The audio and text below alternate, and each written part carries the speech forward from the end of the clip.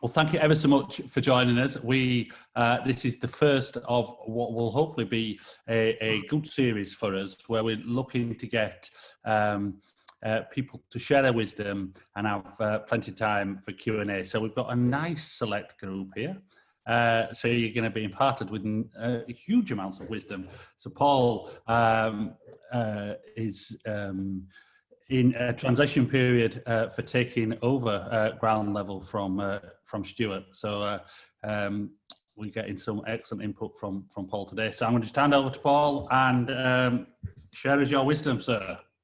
Great. Well, so the idea is I'll probably just share a few ideas for like 15 minutes or so, and then we'll have some Q&A. So depending on the Q&A, we might be clear by 2:30ish or something like that. But so that when they asked me to do this, I thought one of the things that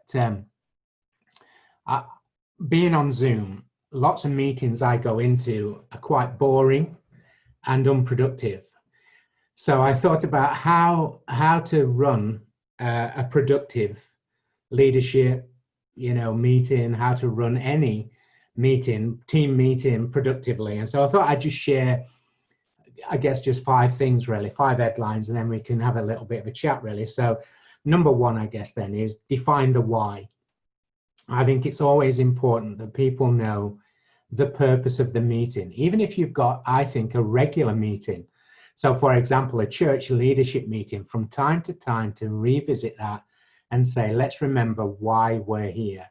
This is our purpose. One of the stipulations we put on our church leadership meeting, for example, is this meeting is just about vision. So we don't get involved in pastoral concerns. That can happen in another meeting. It's just about vision. And I do some consulting with several churches, and one church leader asked me to help them restructure their meetings. And so I told him this, and he didn't believe me. He said, I don't believe that your leadership meeting. So I said, well, you can just drop in. Anyway, he turned up one Monday night at leadership meeting. He got some dates and he just turned up and sat in. And he said, oh, now I see. And one of the things he said to me is, because the meeting has such a clear purpose, you get to answers quicker. One of the things we actually did in that meeting, it took us 10 minutes to change some of our mission statement. I know that to change a phrase in a mission statement would take some churches 10 years, but we were able to do that. So define the why, define the purpose. I think it always helps to conversation. That's the first thing. The second thing is invite the right people. That's the big thing in a meeting. When I think of the Apostle Paul, he uses this phrase in his letters where he refers to his co-workers.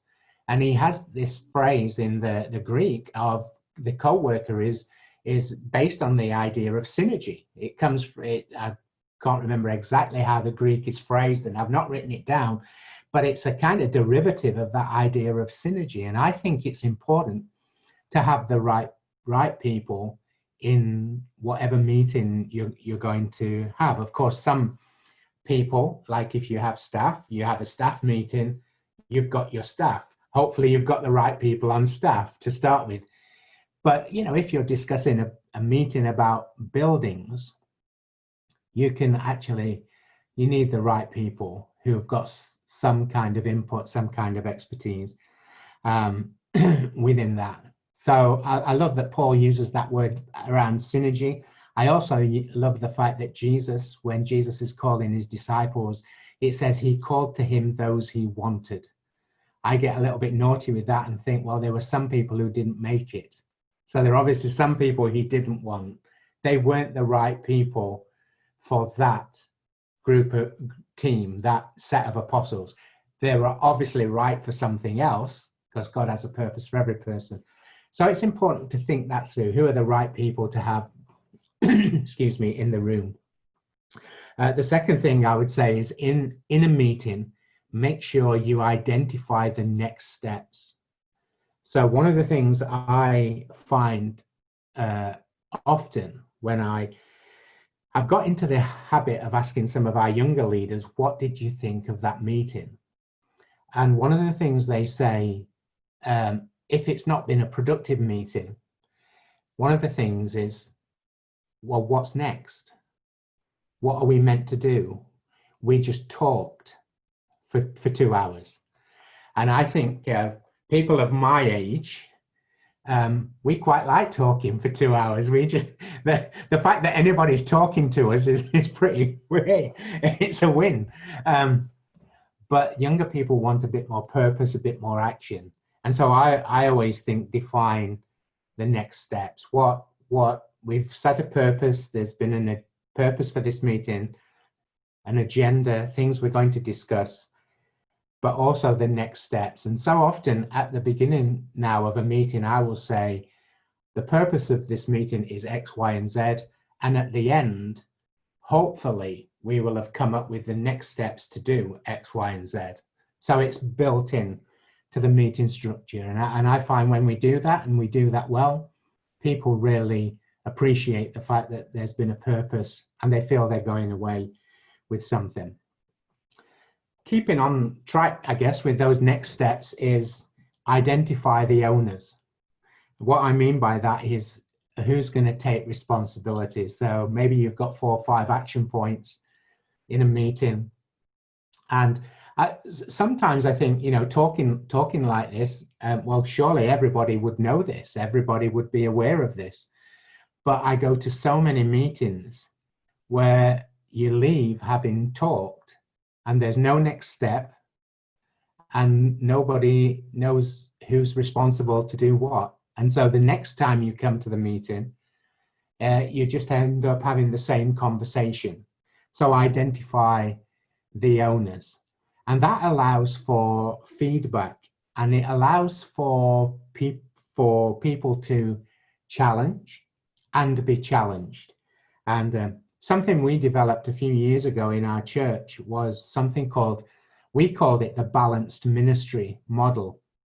And the idea of that was that every year we would look at our church and say, what would we like to achieve in the next 12 months? Rather than just putting some nebulous goals on it, we set some specifics. So one thing might be, we want to have, 5 volunteers in children's work, let's say, just pulling something off the top or whatever it was. Well, who's the owner? And so we would highlight a person, that's your responsibility. We want you to take that on and make that happen. And then in subsequent meetings, several times during the year, we would say, how are you getting on? And I like my best story on this is a period when we only had 1 bass player in church. And he was a guy who was on our academy, and he loved the fact that he was the only bass player in church because he just loved playing bass. And he was happy to do 5 services on the weekend or whatever it was. It was 4 services then, Friday. He was really happy to turn up and just play bass whenever. But we knew that that wasn't sustainable. And we had other people who could fill in and so on. So we set him a target. We want you in the next year to raise up 2 more bass players, have 3. He actually, at the end of that year, had 6 people on the rota. But that would have never happened if we'd have just said, here's a good idea, why don't we get more bass players? But actually we identified the owner, this is your responsibility, we want you to get at least 2. And the guy just totally exceeded and got 5. So that was amazing. So those first 4 things, define the why, invite the right people, decide the next steps, identify the owners, and within that have some kind of feedback loop, which we do during the year. And then the last thing I'll say, and then we'll chat for a few minutes, is set a time and possibly other constraints on the meeting. So as you start, say, we're going to finish I'll tell you how important this is. I'm working with a few other churches during this lockdown period. And about 2 weeks ago, I was on a Zoom meeting that was 3 hours and 40 minutes, one meeting. Like, I lost the will to live at the end. There was not a God at the end of it, and I did not have a faith. And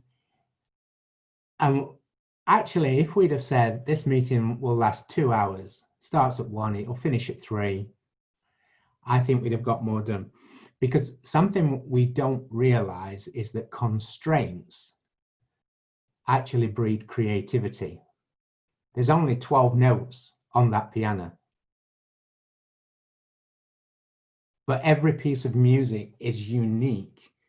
It's just in the combination of using those 12 notes and of course those scales. Great story around this. Some of you may have heard of Life Church in Oklahoma with Craig Groeschel is the pastor. And years ago, they were growing fast as a church, and they decided they needed to have a new building. They had money. They're in a wealthy area of Oklahoma City, and they felt that they could buy a bigger building, or build a bigger building, should I say. And the local council just would not give them permission because of zoning, and they would not. So they actually said, oh, well, eventually they said, we'll do 2 services. And so then they doubled up. So they went multi-service, but they did that out of constraints. Then they got to 4 services, doing 4 services on a Sunday.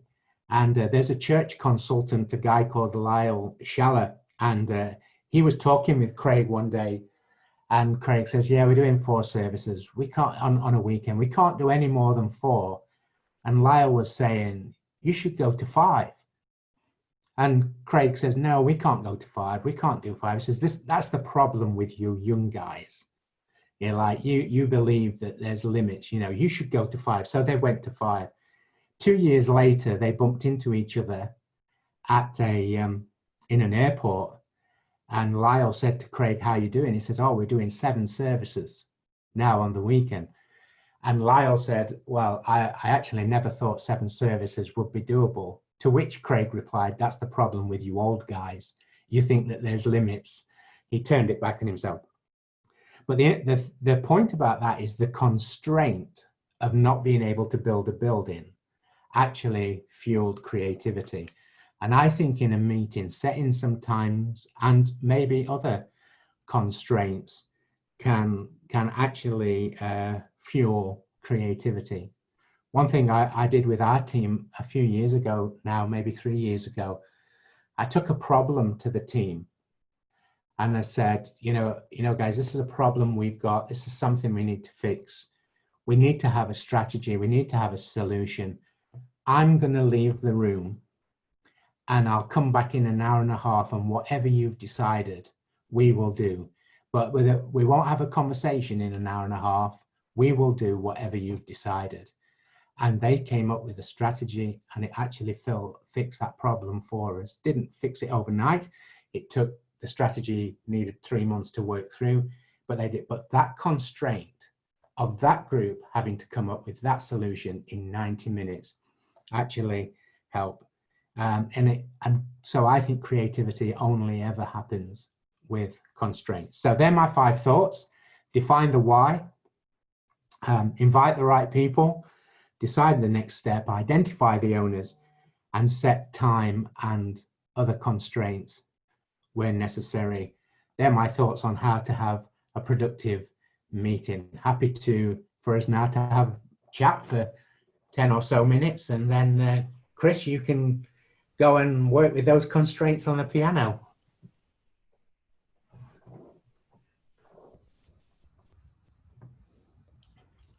So any thoughts, comments, questions, please? Oh, that was really helpful, actually. I don't know if I've got any questions, but I particularly liked the idea, and I'll take on board the idea of having a why for a meeting rather than just it's our fortnightly or our monthly leaders meeting. I think that's really, really helpful, actually. Yeah, good. Yeah. I think when people know the purpose, and even so, like you, I'm sure we have regular, so we have a monthly leadership meeting, but I still like to go into that meeting and sometimes give the big why, but then boil it down to but the why of tonight's meeting, this is what we're going to solve, or this is the idea we need to come up with, etc. I think that's so important, and people feel energized when there's purpose. So have you been having your leaders meetings via Zoom through lockdown? We have, yes. Yeah.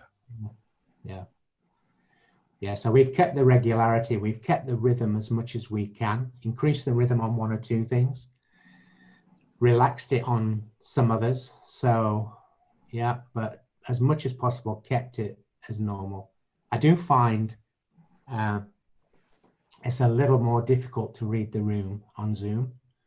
Sometimes when people aren't physically in the room, it's a little bit more difficult, and you have to work a little bit harder to get everybody's contribution that normally might flow a bit more naturally.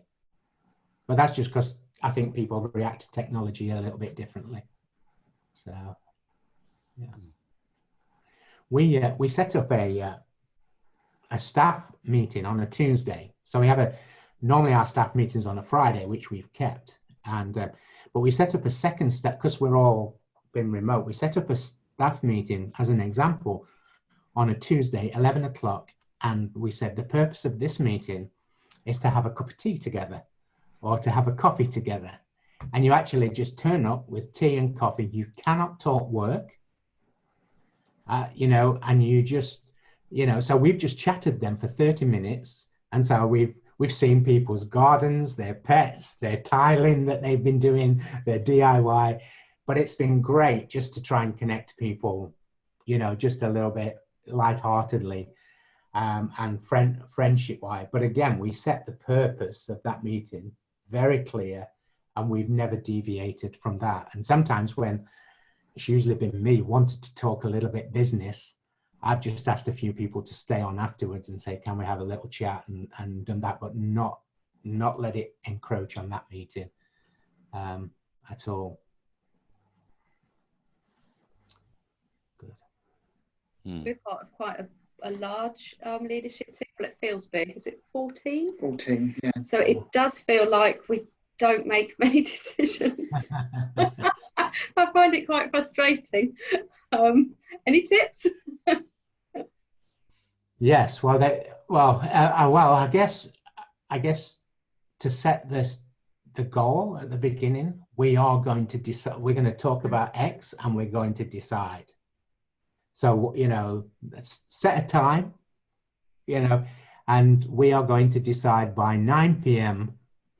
that and depending on the issue, give it the time it needs. It might need an hour, it might need 2 hours.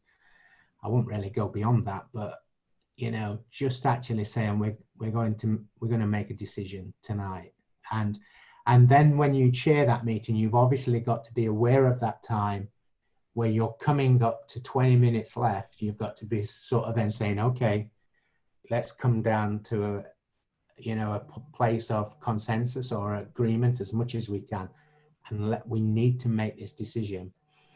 Some things you can say, right, you can relax on and say we'll have another meeting, but to be honest, once you get in that rhythm, that we would very rarely have to do that now. I remember we used to have leadership meetings that just went on for days, or it seemed like days. Oh man, and and just nothing ever happened, and there was never an action plan. Nobody would take responsibility for doing anything.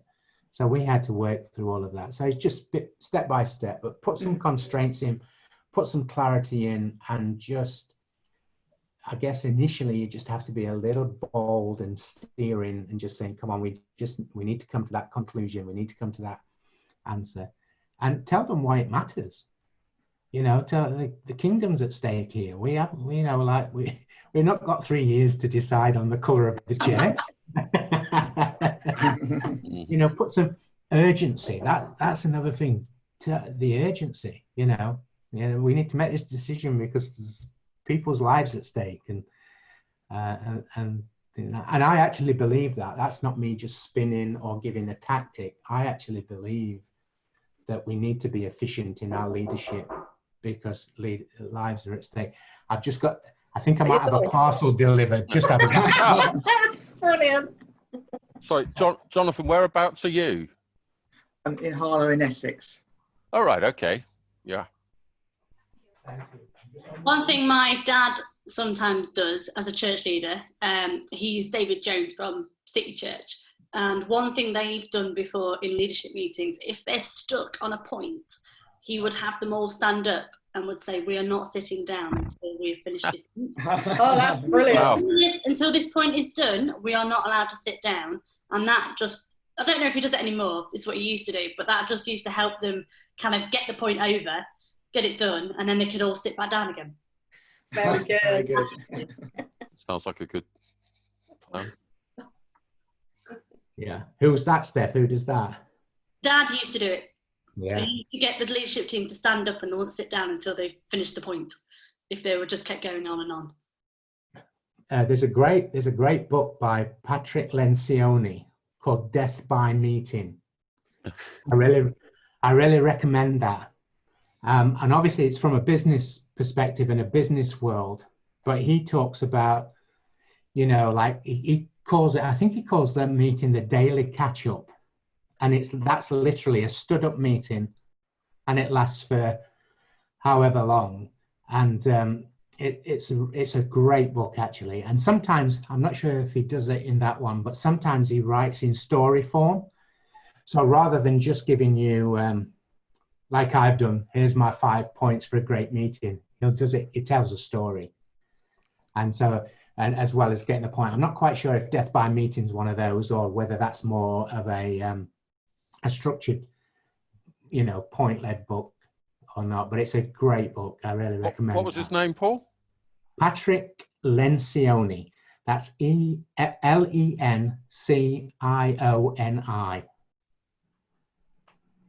Death by Meeting is the book. But he's got quite a lot of leadership books. I quite enjoy reading him or listening to him. Yeah. Very good.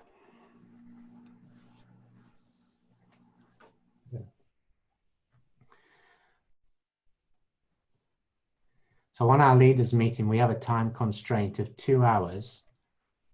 And within that 2 hours, we must spend at least 10 to 20 minutes in prayer. So we set that constraint.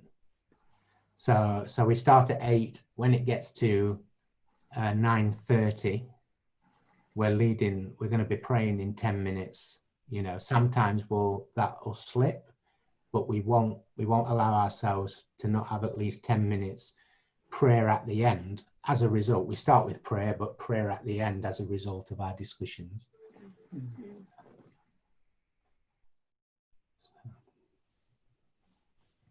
Of course, you know, our guys are used to it now, so it's quite an easy rhythm.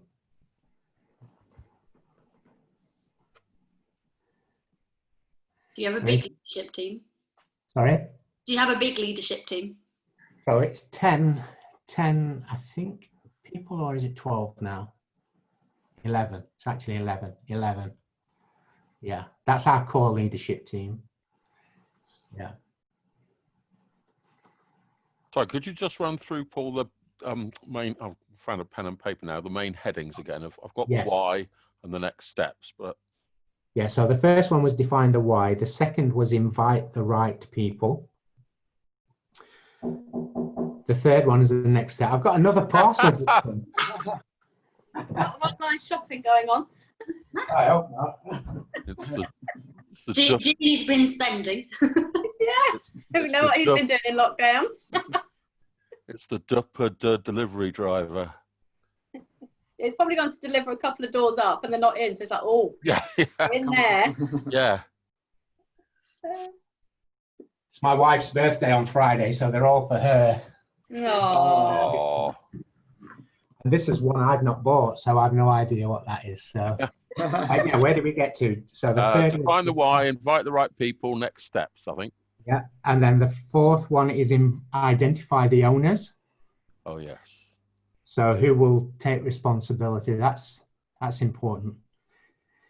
And then the last one is set time constraints and possibly other constraints as well. So other constraints could be financial, other constraints could be location, other constraints could be number of people, you know, but set the constraints and then let people work within the creativity. My church treasurer would like the sound of financial constraints. Yeah. Well, we all have them, even if we don't want them, don't we? Yeah. I have to say I'm very fortunate, actually. He's an ideal church treasurer. He's one of these guys who mentioned the possibility of perhaps giving something to something, and he goes a sort of ashen shade of deathly white. And then when you ask him about a figure, he sort of always seems to come back with something that was twice what you were planning on giving anyway. And I think, oh, right. Oh, well, okay, then, you know. But he just always looks as if the life is draining out of him when you begin to say, I was wondering if we could give, and sort of, and then sort of always comes back with a very generous amount. So I can't complain. No, very good. Good. Well, I trust that was helpful anyway, but nice to see you guys. And yeah, obviously I think going forward, you're hoping ground level, we're hoping to do these every week, and with different people talking on different subjects. And so yeah, looking forward to seeing how that goes.